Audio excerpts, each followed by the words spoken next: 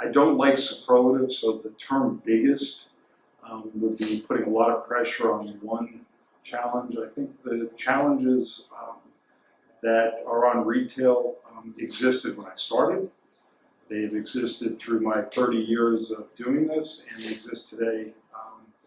Retailing is a challenging environment. I used to joke that it was very Darwinian, survival of the fittest, and the challenge to me has not changed dramatically. It's that how do we, as retailers or as business leaders, how do we satisfy consumer demands?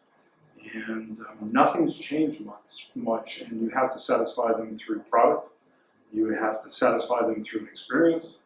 You have to satisfy them through value, and that does not mean price. Price is one dimension of value, and nothing has changed. The consumer demands a certain amount for spending their time or their money, and as great merchants or as good merchants and as good business people, our job is to recognize opportunities as they exist through listening to consumers, or even more importantly through observing consumers, because they can tell you a certain amount of things, but through observation they can show you what they're not being satisfied with. So to me, nothing's changed or everything's changed.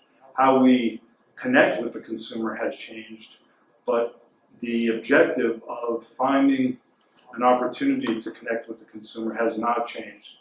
It's something that I feel strongly about. My dad owned a shoe store when I was a kid, one shoe store in Worcester, Massachusetts, and I worked in the stockroom during that period on Saturdays.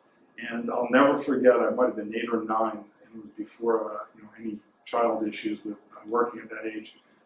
But I would get a Friendly's hamburger out of the deal if I worked on Saturdays. Is that I asked him once, I said, "What time do we close the store, Dad?"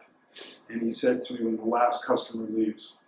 And so that has stayed with me. Nothing's changed. Connecting with the consumer, that's the biggest challenge in satisfying their needs, or even anticipating what their needs are in advance and figuring out how to fill that space.